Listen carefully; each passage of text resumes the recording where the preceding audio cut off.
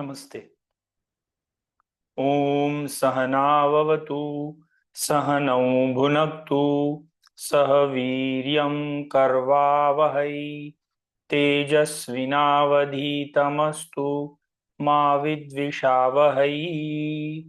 ओम शांति शांति शांति। हरि ओम श्री गुरुभ्यो नमः। हरि ओम।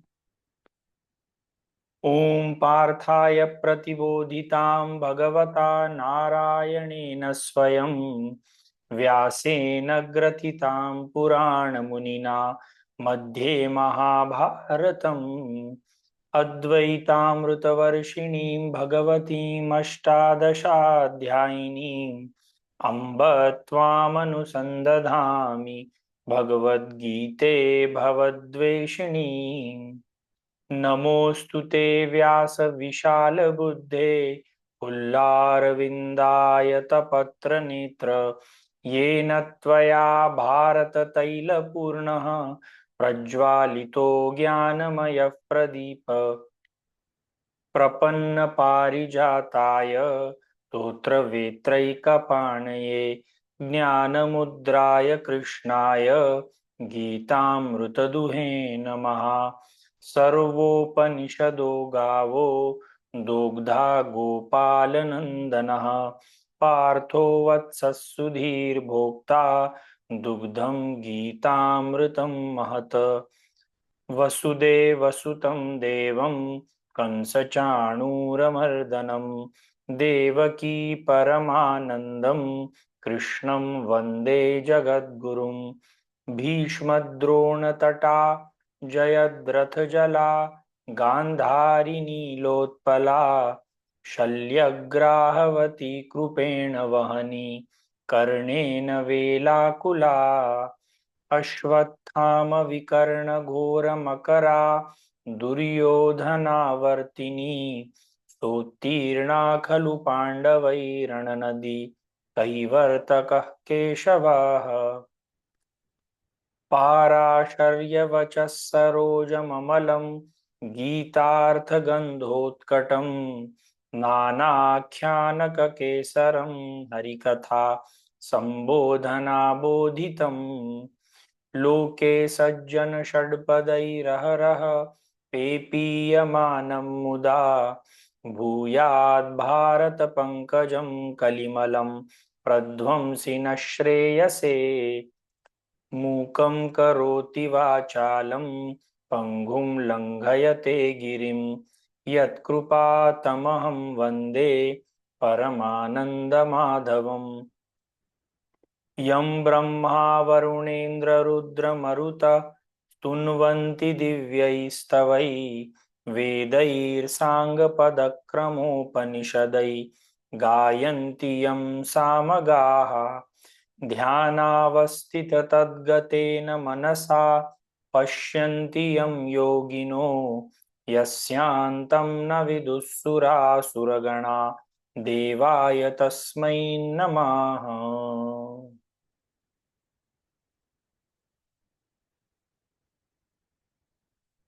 तो अब तक हम लोगों ने भगवत गीता का पिछले बार तक 7वां अध्याय शुरू किया था और 14वें श्लोक तक हम लोगों ने कवर किया था।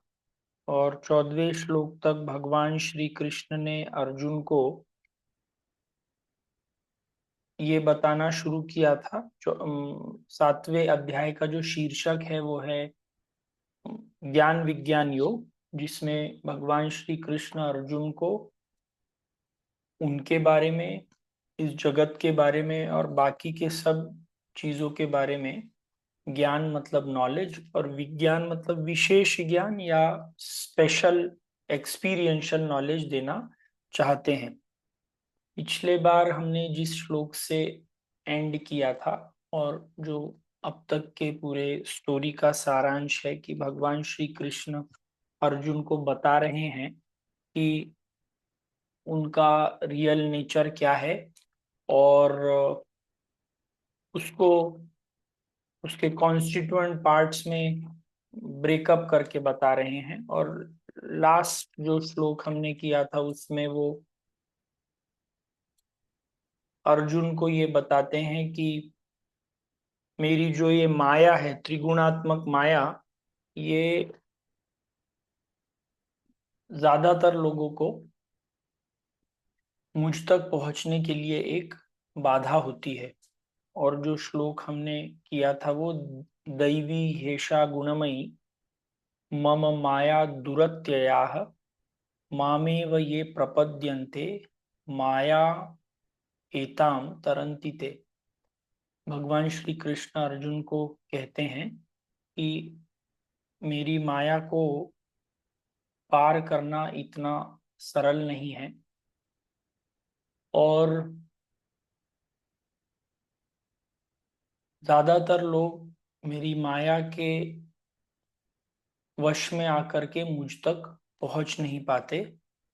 मामेव ये प्रपद्यन्ते मायामेताम तरन्ति ते। पर जो लोग सिर्फ मुझे भजते हैं, जो मेरी साधना करते हैं, वो माया के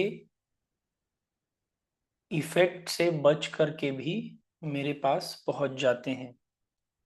लास्ट टाइम जब हमने ये श्लोक बताया था तो एक छोटा सा एग्जाम्पल कहा था कि जब एक मछुआरा अपना नेट डालता है मछली पकड़ने के लिए, तो उस नेट में वही मछलियां आती हैं जो मछुआरे के पैर से दूर रहती हैं। जो मछलियां मछुआरे के पैर के पास रहती हैं वो उस नेट में नहीं आती।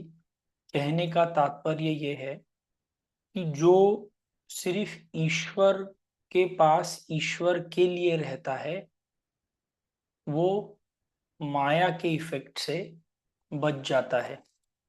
तो अब अर्जुन का जो नेक्स्ट प्रश्न है कि ये सब जानते हुए कि आप और आपसे जनित जो आपकी माया है, इसका फाइनल क्रिएशन, इसके फाइनल क्रिएटर तो आप ही हैं, तो क्यों सब लोग आपके पास नहीं आते। चैप्टर नंबर 7 में आप देखेंगे कि इसी सवाल को 2-3 बार रिपीट किया गया है, और भगवान श्री कृष्ण अलग अलग व्यू पॉइंट से इस सवाल का जवाब देते हैं। तो आइए देखते हैं श्लोक नंबर 15। न मां दुष्कृतिनो मूढ़ाः प्रपद्यन्ते नराधमाः माया मायया पृहतज्ञानाः आसुरं भावमाश्रिताः। न मां दुष्कृतिनो मूढ़ाः प्रपद्यन्ते नराधमाः मायया अपृहत ज्ञानाः आसुरं भावम आश्रिताः। तो देखा जाए तो हम ना तो खुद को जानते हैं कंप्लीटली, ईश्वर को जानना तो बहुत दूर की बात है। तो जब अर्जुन भगवान कृष्ण से ये सवाल पूछते हैं कि क्यों लोग आपके पास नहीं आते, तो शायद भगवान बोलते हैं कि मुझे तो पता नहीं कि लोग क्यों मेरे पास नहीं आते। ये बेहतर रीजन तो उन लोगों से ही पूछना चाहिए। पर मेरी समझ से कुछ ऐसे लोग हैं जो मेरे पास नहीं आते, और आगे के श्लोक में बताते हैं कुछ ऐसे लोग हैं जो मेरे पास आते हैं। तो सबसे पहले बोलते हैं नमाम दुष्कृतिनो मूढ़ाः प्रपद्यन्ते नराधमाः। तो बोलते हैं मूढ़ाः, इग्नोरेंट लोग। मूढ़ का मतलब ऐसे व्यक्ति हैं जो खुद का अनंत रूप नहीं जानते, उनको मूढ़ की कैटेगरी में रखा गया है। जैसे जब हम एप्लीकेशन फॉर्म भरते हैं और उसमें खुद का नाम लिखते हैं कि मेरा नाम ऐसा है, और यदि हम इसी आइडेंटिटी को लेकर के अपना पूरा जन्म बिता देते हैं, which means that the identity of the body, then we have not known ourselves completely. मान लीजिए आप किसी के फादर हैं, किसी के भाई हैं, किसी कॉलेज में प्रोफेसर हैं, पर सब जगह आप सिर्फ एक ही आइडेंटिटी याद रखें कि आप कॉलेज के प्रोफेसर हैं। तो घर में भी यदि आप प्रोफेसर की तरह ही बिहेव करें, बाकी जिन से इंटरेक्ट करते हैं उनसे भी प्रोफेसर की तरह ही बिहेव करें, तो you are not living a complete life. Similarly हमारा ये बॉडीली एग्जिस्टेंस जो है, this is one part of our identity. अगर हम इससे हायर जो एग्जिस्टेंस है, which is the existence as the mind and existence as the atma, ये यदि हम रियलाइज नहीं करते हैं तो somehow we are not leading a complete life. तो सबसे पहले अगर हम अपने आप को सिर्फ शरीर समझते हैं, तो ये नॉर्मल ट्रांजैक्शनल एज में अपने को शरीर समझना सही है, पर अपना हायर एग्जिस्टेंस भी अपने को पता रहना चाहिए। पर हायर एग्जिस्टेंस जो पता रहना चाहिए वो ट्रांजैक्शनल लाइफ में नहीं आना चाहिए। जैसे कल आपको यदि फॉर्म भरने के लिए बोला गया कोई, उसमें यदि आपका पता पूछा कि आप कहाँ रहते हैं, तो आप ऐसे नहीं बोल सकते कि मैं सर्वव्यापी हूँ। आपसे पूछा गया कि आपका जन्म कब हुआ, तो आप ऐसे नहीं बोल सकते कि मैं अजन्मा हूँ, मेरा तो कभी जन्म नहीं हुआ, मेरा कभी मृत्यु भी नहीं होगी। ऐसे होगा तो आपको वो वो फॉर्म रिजेक्ट हो जाएगा। तो पहले लोग जो भगवान श्री कृष्ण बोलते हैं मूढ़ाहा, ये ऐसे लोग हैं जो अपनी बॉडी की आइडेंटिटी से इतने ज्यादा अटैच रहते हैं कि इसके आगे अपनी आइडेंटिटी क्या है ये कभी खोजने की कोशिश नहीं करते। दूसरा जो कैटेगरी भगवान श्री कृष्ण बोलते हैं आसुरम। आसुरम मतलब नमाम दुष्कृतिनो मूढ़ा प्रपद्यन्ते नराधमाः मायया अपृहत ज्ञाना आसुरम भावम आश्रिता। आसुरम मतलब ऐसे people who are indulgent. Indulgent मतलब जो अपनी सिर्फ पंच इंद्रियों से जो उनको सुख मिल रहा है उसी में वो बिजी हैं। असुर, ये जब हम शब्द इस्तेमाल करते हैं, हमको कई बार ऐसे लगता है कि कोई ऐसा राक्षस जिसके दो सींग हो, पर संस्कृत में यदि आप देखें तो वो बोलते हैं कि जो व्यक्ति अपने सेंसेस में, मतलब जो सिर्फ खाने पीने में, घूमने में, बाकी की चीजों में व्यस्त रहता है और उसको आगे कुछ पता नहीं रहता, ऐसे व्यक्ति असुर रहते हैं। तो दूसरे व्यक्ति जो हैं, दूसरे प्रकार के व्यक्ति, ये सब व्यक्ति फॉर सम रीजन और द अदर इग्नोरेंट पीपल हैं, जिनको फाइनल रियलिटी पता नहीं है। तीसरे व्यक्ति जो भगवान श्री कृष्ण बोलते हैं वो दुष्कृति कृतिना, मतलब ऐसे व्यक्ति जिनकी अगर सेंसरी डिजायर्स कंप्लीट नहीं होती फॉर वॉट एवर रीजन, उनकी पंच इंद्रियों की जो रिक्वायरमेंट्स है वो कंप्लीट नहीं होती, तो वो उस चीज को कंप्लीट करने के लिए कोई गलत काम करने के लिए भी तैयार है। जैसे अगर मेरे पास पैसे नहीं हैं, तो पैसे कमाने के लिए मैं चोरी करने के लिए तैयार हूँ, किसी को मारने पीटने के लिए तैयार हूँ। तो ये तीसरे प्रकार के लोग जो भगवान श्री कृष्ण के पास नहीं मुड़ते। और चौथे सबसे गए बीते लोग, उनको नराधम बोलते हैं। नराधम मतलब ऐसे लोग जिनको नर मनुष्य कहना भी एक, मतलब it is a insult to humanity to call them humans.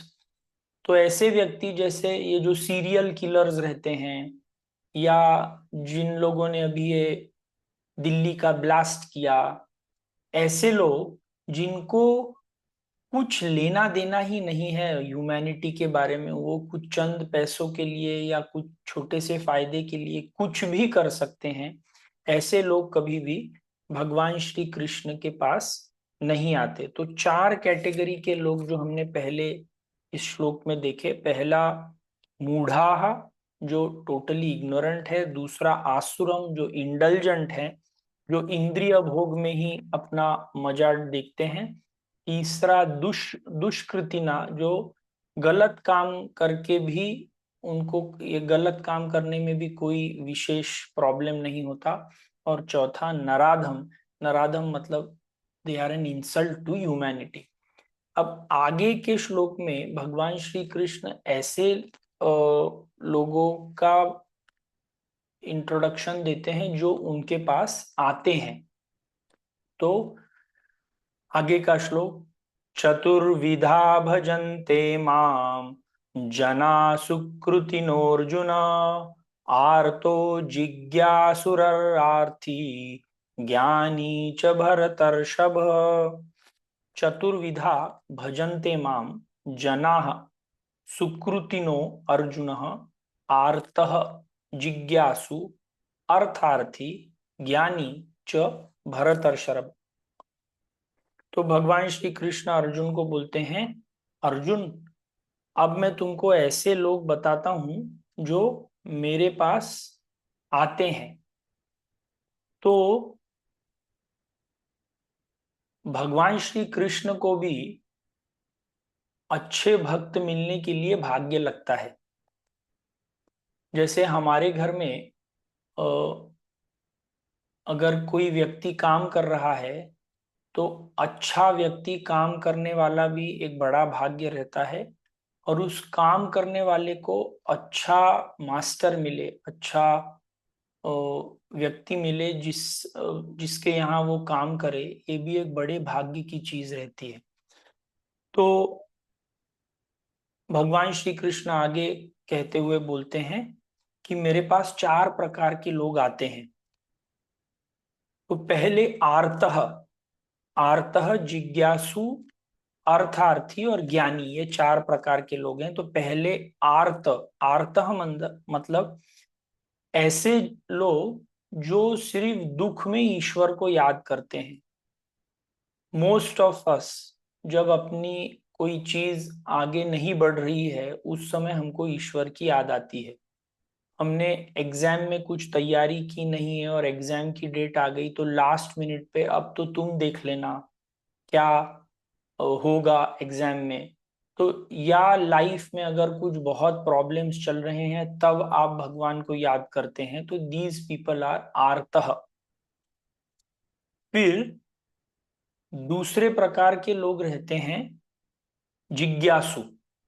दूसरे और तीसरे दूसरे प्रकार के लोग जिज्ञासु और तीसरे प्रकार के लोग अर्थार्थी।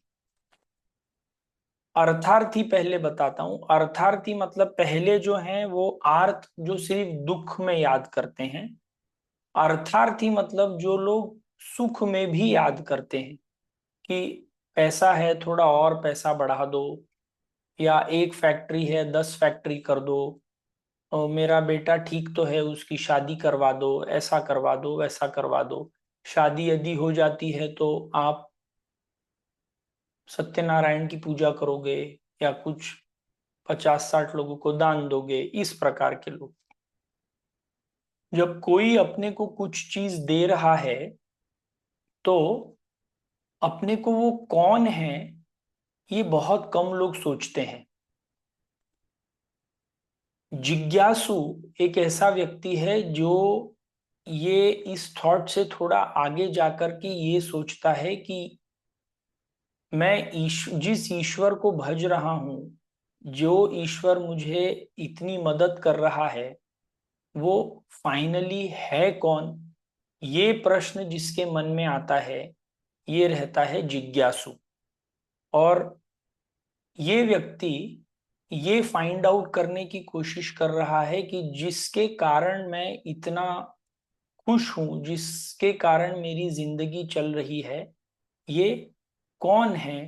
ये तीसरी कैटेगरी के लोग होते हैं जिज्ञासु। तो अब तक हमने 3 कैटेगरी के भक्त देखे। आर्तः जो दुख में आते हैं, अर्थार्थी जो सुख में आते हैं, और जिज्ञासु मतलब ये सुख और दुख को छोड़ करके वो ये जानने की कोशिश कर रहे हैं कि ये सब जो विश्व है, ये जो मेरा जो क्रिएशन है, ये किसके कारण चल रहा है, ऐसे जिज्ञासु रहते हैं। और चौथा कैटेगरी ज्ञानी, मतलब जिसने अपने अंदर और बाकी के सब लोगों में जो स्थित ईश्वर तत्व है उसको बहुत अच्छी तरह पहचान लिया है, वो ज्ञानी व्यक्ति है। तो 4 कैटेगरी के व्यक्ति जो भगवान श्री कृष्ण के प्रति आते हैं, उसमें पहली जो 4 कैटेगरियां उन्होंने बताई हैं, 4 बताई हैं, आर्तः, जिज्ञासु, अर्थार्थी और ज्ञानी। इसमें से आर्त, जिज्ञासु और अर्थार्थी जो हैं, ये सकाम भक्त हैं। सकाम मतलब किसी चीज के लिए ईश्वर को भजते हैं। और जो चौथे प्रकार का भक्त है ज्ञानी, ये ईश्वर से कुछ मांगता नहीं है, ये सिर्फ ईश्वर के लिए ईश्वर को भजता है। तो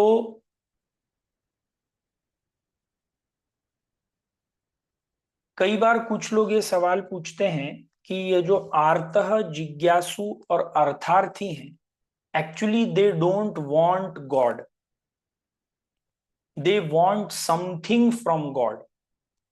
तो ये इनको हम भक्त कैसे कह सकते हैं? एक तरीके से उनका सवाल ठीक है, पर ये जो भगवत गीता लिखी गई है, ये भगवान श्री कृष्ण ने लिखी है। और यदि भगवान श्री कृष्ण को लगता है कि ये लोग मेरे भक्त हैं, तो हम लोगों को प्रॉब्लम नहीं होना चाहिए। ऑन अ सीरियस नोट, मान लीजिए आपके घर में आपका बेटा है और उसको पैसे की जरूरत है, और वो आपके पड़ोसी के पास जाकर के पैसे मांगता है, तो आपको कैसा लगेगा? खराब लगेगा। तो सिमिलरली भगवान ऐसा सोचते हैं कि ये कोई चीज के लिए तो मेरे पास आ रहा है, आज दुख में आ रहा है, हो सकता है कल सुख में आए, और हो सकता है कुछ जन्मों के बाद उसको ये मन में एक आशा हो कि ये सुख और दुख देने वाला कौन है। तो he may come for whatever reason, but at least he is coming to me, he is not going to somebody else. तो he is happy with whoever is coming to him for whatever reason, क्योंकि there is always a chance कि आपका reason जो है वो over a period of time change हो जाए। और कई बार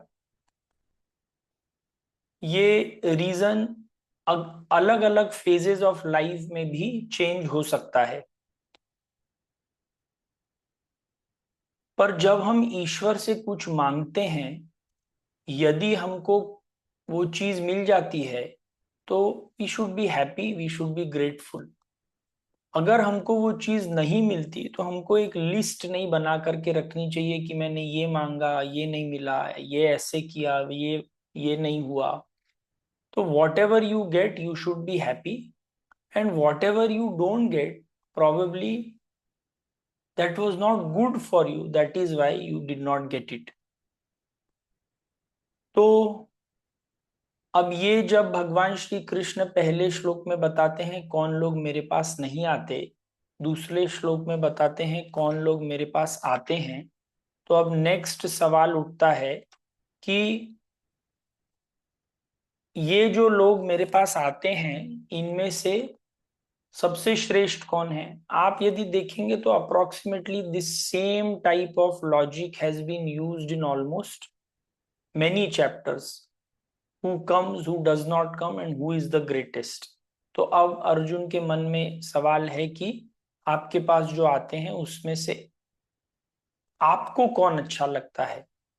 तो भगवान श्री कृष्ण श्लोक नंबर 17 में बोलते हैं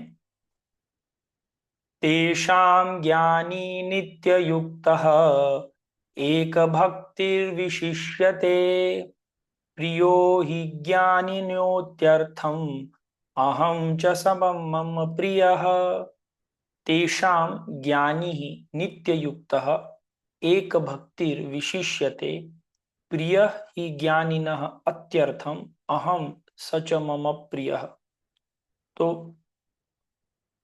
भगवान श्री कृष्ण बोलते हैं कि ये चारों लोग मेरे पास आते तो हैं, पर इसमें से अगर सबसे प्रिय मेरा कोई है तो वो ज्ञानी है। ज्ञानी क्यों सबसे प्रिय है? क्योंकि तेषाम ज्ञानी नित्य युक्त एक भक्तिर विशिष्यते। इस ज्ञानी व्यक्ति ने अपनी भक्ति को एक सिंगल पॉइंटेड डिरेक्शन में कर लिया है, और ये व्यक्ति नित्य युक्त है। नित्य युक्त means he is constantly seated in me, he is constantly stabilized in me. प्रियो ही ज्ञानिनो अत्यर्थम अहम सच मम प्रिय। दूसरा सवाल यह है कि ज्ञानी तो आपको चाहता है, पर क्या आप ज्ञानी को चाहते हैं? तो भगवान श्री कृष्ण बोलते हैं प्रियो ही ज्ञानिनो अत्यर्थम, मुझे तो ज्ञानी तो मुझसे बहुत प्रेम करता ही है, पर मुझे भी वो बहुत अच्छा लगता है। तो जब ये सवाल अर्जुन के सामने बोला गया होगा और अर्जुन भगवान श्री कृष्ण को प्राप्त करने की तीव्र इच्छा से है, वहां पे रुका हुआ है, तो अर्जुन की क्या हालत हुई होगी? यदि कभी आपके गुरु ने या साक्षात भगवान ने आपको बोला कि मैं तुमको बहुत चाहता हूं, तो आपकी क्या हालत होगी? तो if you see this conversation between भगवान कृष्ण एंड अर्जुन, बहुत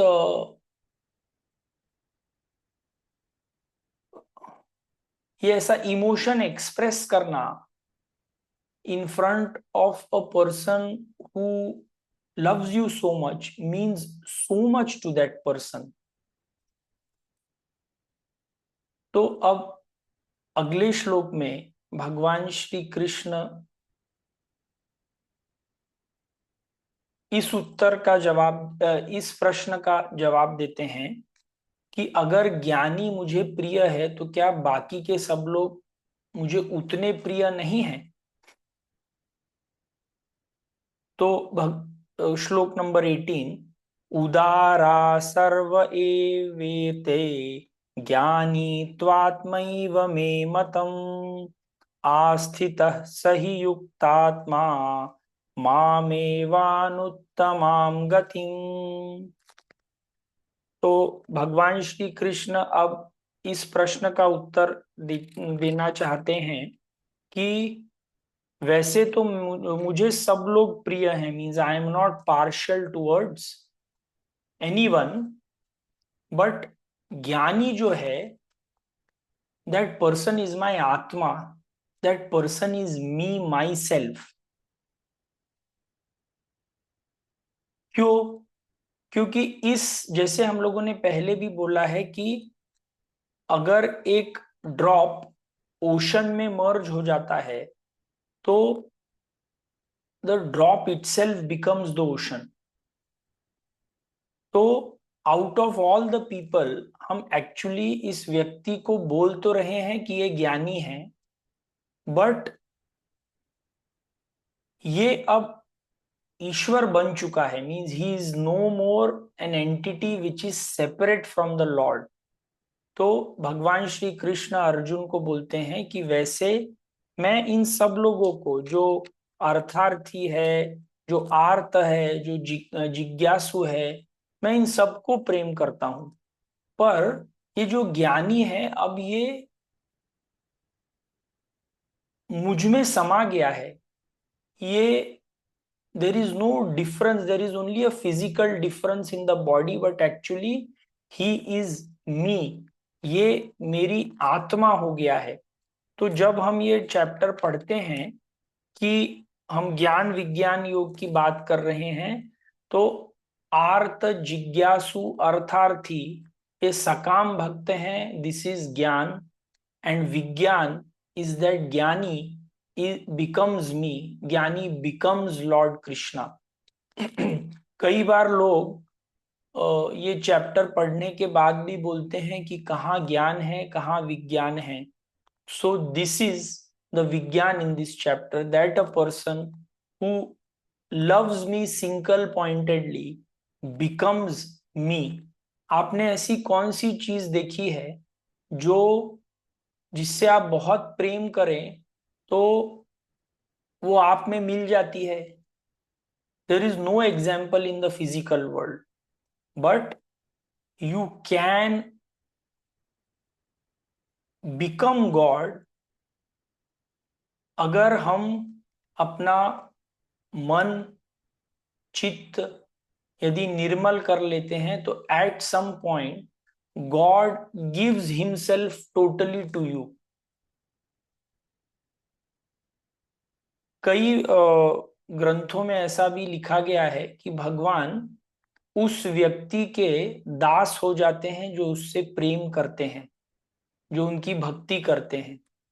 क्या आपने कभी मटेरियल वर्ल्ड में ऐसा कुछ देखा है कि आप किसी के कुछ फेवर करें और वो आपके लिए कुछ भी करने के लिए तैयार हो? बहुत कम।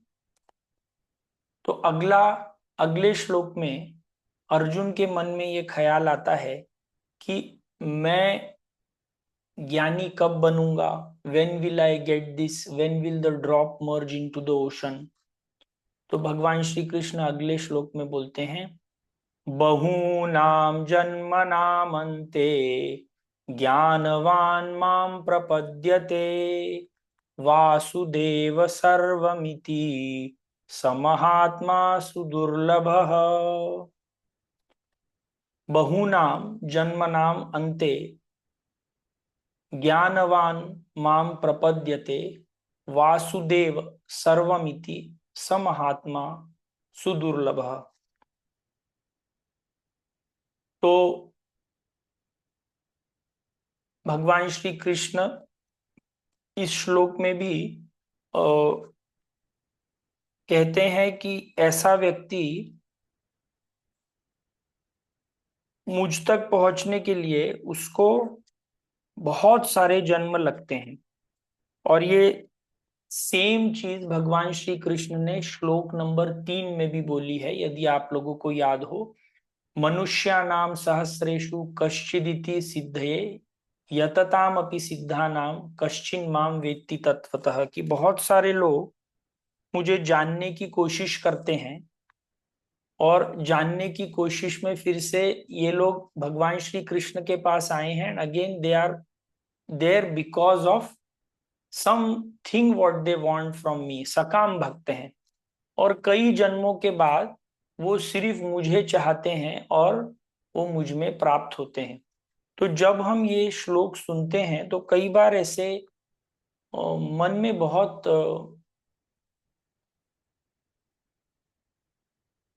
डिस्करेजमेंट आता है कि बहु नाम जन्म नाम अंते, मतलब मैं अब भगवान श्री कृष्ण को प्राप्त करने के लिए अगर इतने सारे जन्म लगने वाले हैं, जैसे यदि आपको बोला जाए कि आपको हिमालय चढ़ने के लिए बहुत मेहनत करनी पड़ेगी और बहुत मेहनत करने के बाद आप हिमालय में भी 50 साल के बाद पहुंचेंगे, तो ये goal itself makes you feel so weak, makes you feel so small कि कई बार ये गोल को हम फॉलो करना ही छोड़ देते हैं। पर क्योंकि आप और हम इस भगवत गीता तक आए हैं, हम इस भगवत गीता को सुन रहे हैं, तो all of us are in the group जो maybe we are in the category of सकाम भक्त, but one day definitely we will know Bhagwan Krishna and we will become one with him. इसमें भगवान श्री कृष्ण, जब ये पूछा जाता है कि कब मैं आपके पास पहुंचूंगा, इसका कोई डेफिनेट आंसर नहीं हो सकता।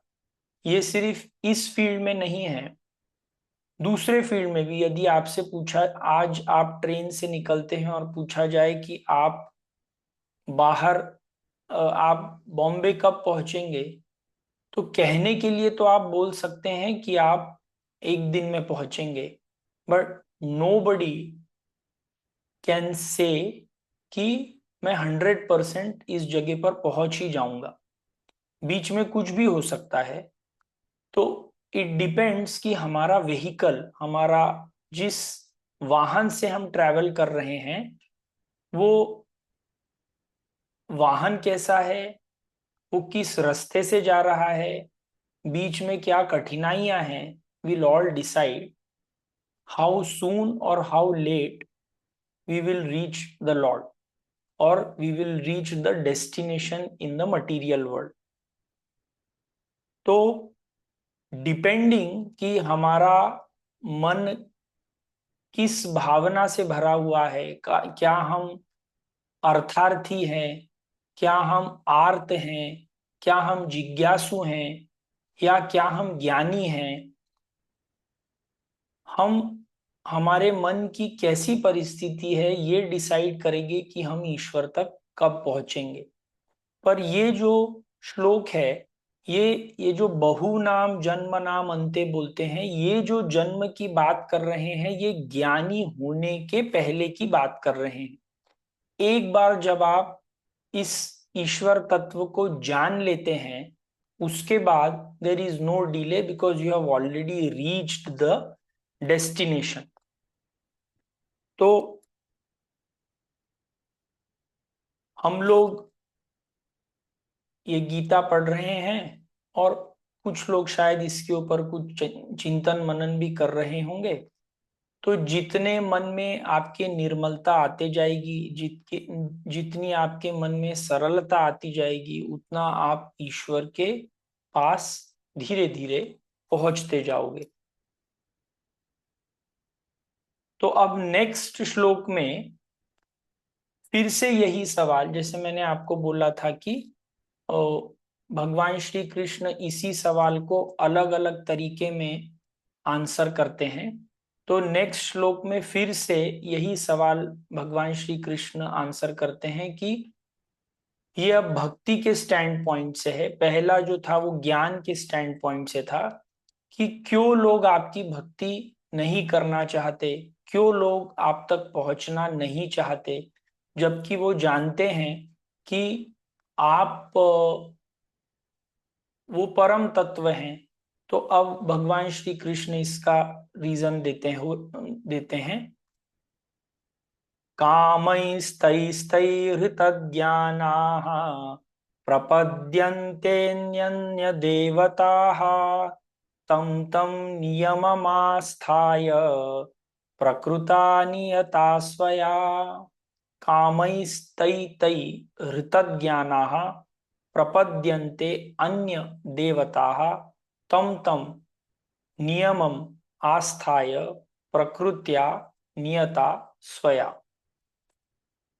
तो भगवान श्री कृष्ण बोलते हैं कि लोग यदि मेरे पास आने की कामना करते भी हैं, पर क्योंकि मेरे पास आने का रास्ता थोड़ा सा लंबा है, तो बीच में उनके मन में जब भी कोई ख्याल आते हैं अपने सेंसरी प्लेजर्स को फुलफिल करने के लिए, ये ख्याल आने के बाद उनका जो ज्ञान है, उनका जो नॉलेज है, उनकी जो इच्छा है मेरे पास आने की, उसको कवर कर दिया जाता है, उसको एक ऊपर से कैसे चीज कोई ढक दी जाती है। जैसे हम लोगों ने माया की त्रिगुणात्मक शक्ति के बारे में बोला था कि तामसिक व्यक्ति को वो चीज दिखती नहीं है, कोई चीज राजसिक व्यक्ति को उस चीज का एक अलग प्रोजेक्शन फील होता है, और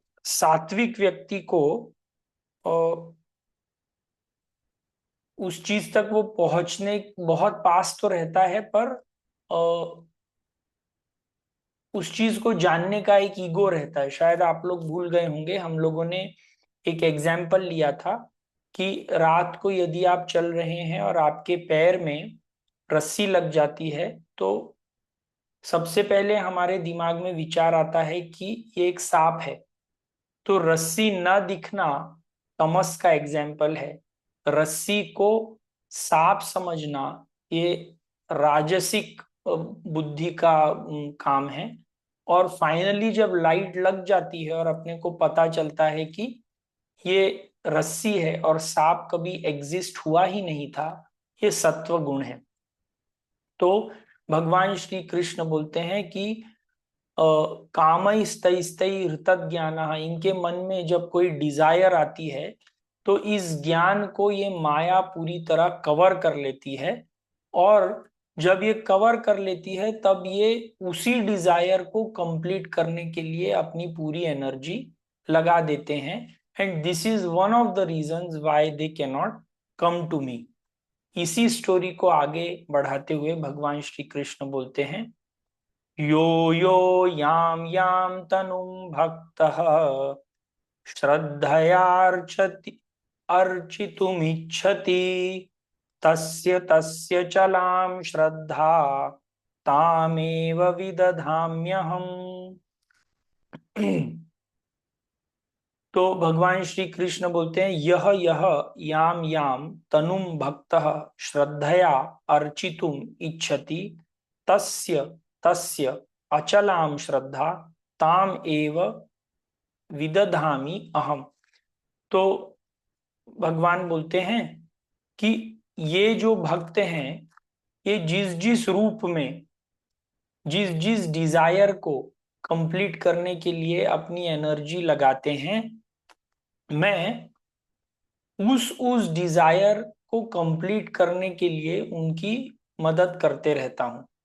जैसे आपने मोस्ट कॉमन एग्जाम्पल देखा होगा कि मान लीजिए आप सिगरेट पीते हैं और आपने एक सिगरेट पी और आप रास्ते में खड़े हुए होंगे तो दो तीन लोग जो और सिगरेट पीने वाले होंगे वो कैसे ना कैसे आपकी तरफ खिंच जाएंगे और फिर आप लोग अपनी सिगरेट्स में भी एक्सचेंज करेंगे।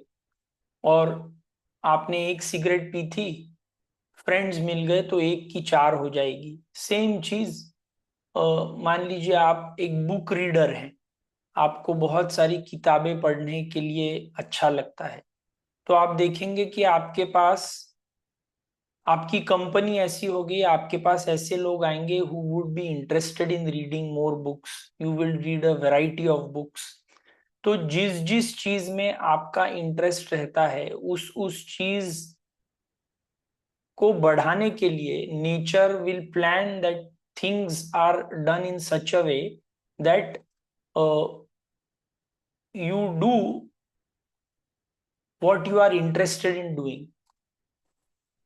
तो भगवान श्री कृष्ण बोलते हैं कि जब इन व्यक्तियों की कामना आती है और ये अनकंट्रोल्ड कामना के कारण मुझे भूल जाते हैं, तो मैं शक्ति रूप में इन सब लोगों की ये कामना कंप्लीट करने के लिए भी मदद करते रहता हूं, क्योंकि एक ना एक दिन तो ये कामना खत्म होगी और फिर ये मेरे पास आएंगे। तो अब अगर भगवान श्री कृष्ण इनको इसमें भी मदद कर रहे हैं, तो अब आगे क्या होता है ये भगवान श्री कृष्ण अगले श्लोक में बताते हैं।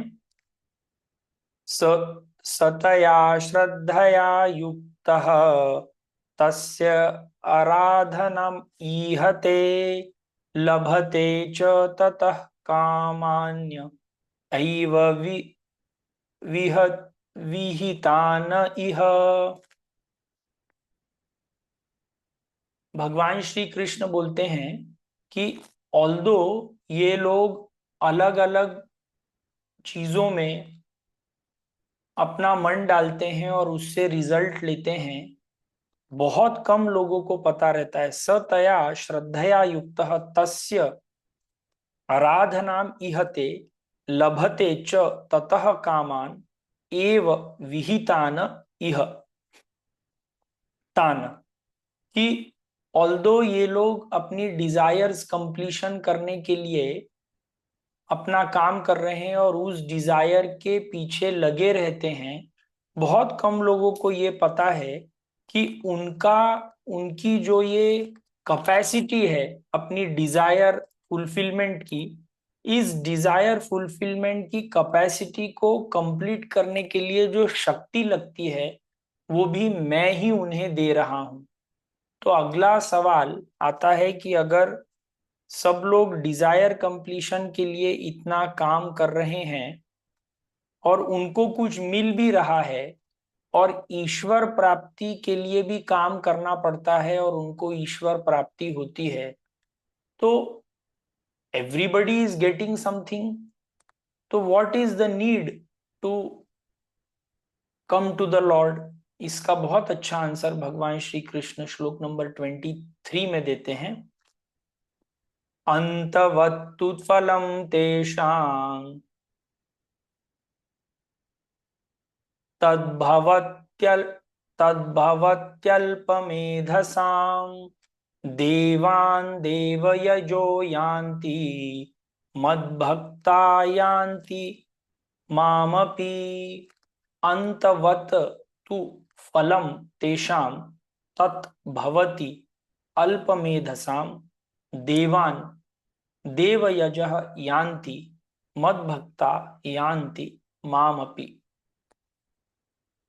बहुत अच्छा एग्जाम्पल भगवान श्री कृष्ण देते हैं। अंतवत्तु फलम तेषाम, ये लोग जो अर्थार्थी हैं, जो आर्त हैं, जो जिज्ञासु हैं, जो अपने सेंसरी डिजायर्स के लिए काम करते रहते हैं, उनको रिजल्ट मिलते तो हैं, but unfortunately these results are not permanent, these results are never complete. मतलब एक डिजायर कंप्लीट होने के बाद इनकी खुशी जो कुछ थोड़ी बहुत मिली है वो खत्म हो जाएगी और इनको दूसरी डिजायर के पीछे भागना पड़ेगा। पर जो व्यक्ति मेरे लिए काम करता है और जो मुझसे मिल जाता है, उसको एक बार ये डिजायर कंप्लीट करने के बाद फिर कभी भी कुछ दूसरी डिजायर नहीं आती। तो लॉर्ड कृष्णा इज सेइंग कि आप लोग इतना काम तो कर ही रहे हैं, but whatever you are putting your efforts in, whatever results you are going to get, they are not permanent, they are temporary. So why don't you put your efforts?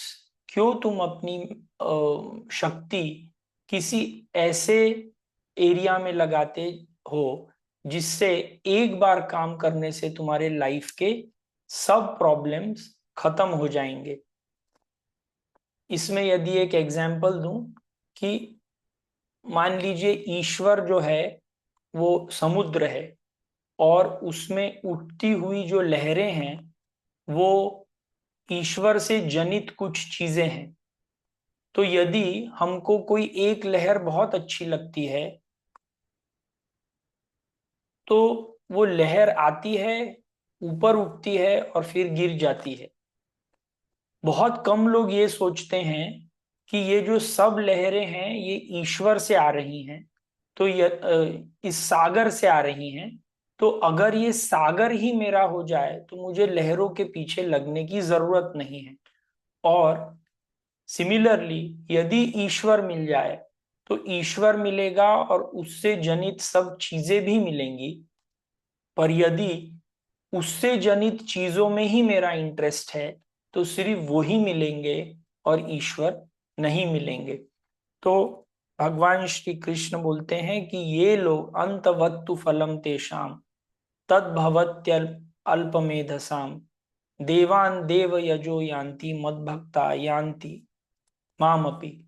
कि जो लोग इन देवों की पूजा करते हैं जो इन पावर्स की पूजा करते हैं जो मुझसे जनरेट की हुई हैं, कई सारे लोग इंद्र की पूजा करते हैं, कई सारे लोग नवग्रह की पूजा करते हैं, कई सारे लोग कोई दूसरे डेइटी की पूजा करते हैं, और इन सब डेइटीज में फल देने की लिमिटेड कैपेसिटी है। और ये जो फल है ये ultimately this is a fruit which is going to end in some time. पर यदि इन देवताओं को शक्ति देने वाले हम वसुदेव, हम भगवान श्री कृष्ण के पास जाते हैं, तो ये सब चीजें तो मिलती ही हैं और भगवान कृष्ण भी मिलते हैं, and this result is permanent. तो फिर से ये अब हम लास्ट श्लोक, अगेन द सेम क्वेश्चन, कि वो लोग आपके पास क्यों नहीं आते, अगेन एक different angle and little bit serious angle.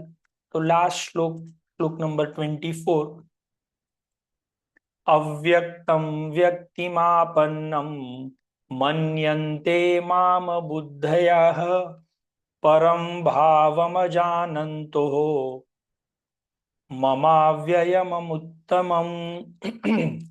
अव्यक्तम व्यक्तिम आपन्नम मन्यते माम अबुद्धयः परम भावम अजानन्तः मम अव्ययम अनुत्तमम।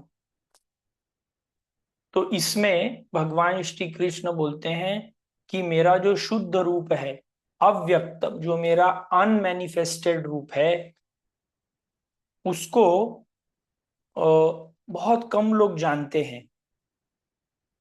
और जब मैं किसी एक फॉर्म में आता हूं, जैसे अगर इस चीज को हम ईश्वर की दृष्टि से देखें, तो वो जो अनमैनिफेस्टेड पावर है, that came in the form of Ram, that came in the form of Bhagwan Krishna, that came in the form of बाकी के जो दशावतार आए, उसमें भी लोगों ने उस भगवान कृष्ण के फिजिकल अवतार को, तो फिजिकल बॉडी को तो बहुत सारे लोगों ने देखा, पर बहुत कम लोग ये जान पाए कि वो ईश्वर है। यहां तक कि पूरी महाभारत में शायद कुछ लोगों को ही भगवान श्री कृष्ण का अनंत रूप का ज्ञान हुआ।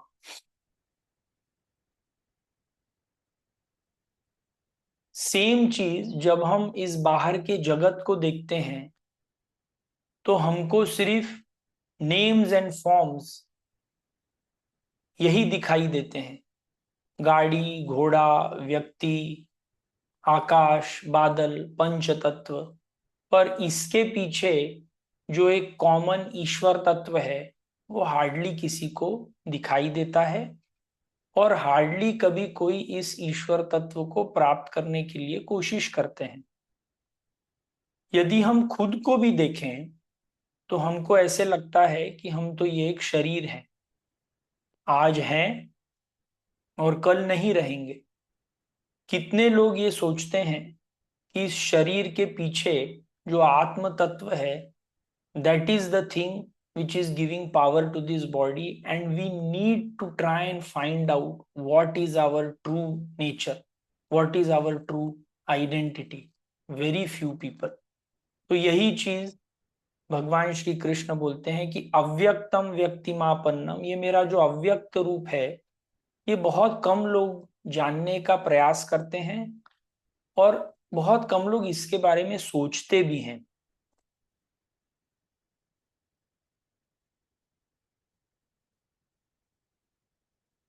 मेरे जो बाहर के मैनिफेस्टेशंस हैं, उसी में लोग इतने व्यस्त रहते हैं कि उनको इन चीज का जो एक कॉमन एंटिटी है, जिसके कारण सब चीज की उत्पत्ति हुई है, ये सोचने के लिए कभी किसी के पास समय ही नहीं रहता। इन शॉर्ट, जो पांच महातत्व है, जो हमारी पांच इंद्रियां हैं, इन्हीं चीजों में सब लोग बिजी रहते हैं, और इन इंद्रियों का इसके पीछे जाने की कोई विशेष चेष्टा नहीं करता, क्योंकि ये पाथ थोड़ा डिफिकल्ट है, थोड़ा प्रैक्टिस करना पड़ता है। और ज्यादातर लोगों को कोई भी चीज हो, सिर्फ ईश्वर प्राप्ति नहीं, एक्सरसाइज करना हो तो भी प्रैक्टिस करना है, हमको प्रैक्टिस नहीं करनी। कोई अच्छा लाइफ में सक्सेस पाना है, उसके लिए भी प्रैक्टिस करना है, हमको प्रैक्टिस नहीं करनी, क्योंकि हमको डिसिप्लिन में रहना अच्छा नहीं लगता। तो इन शॉर्ट भगवान श्री कृष्ण बोलते हैं कि मेरे बाहरी रूप में ही लोग इतने फंसे हुए रहते हैं कि कभी उसके पीछे जो आत्म स्वरूप है उसको देखने की कोशिश नहीं करते। तो आज सिर्फ इतना ही।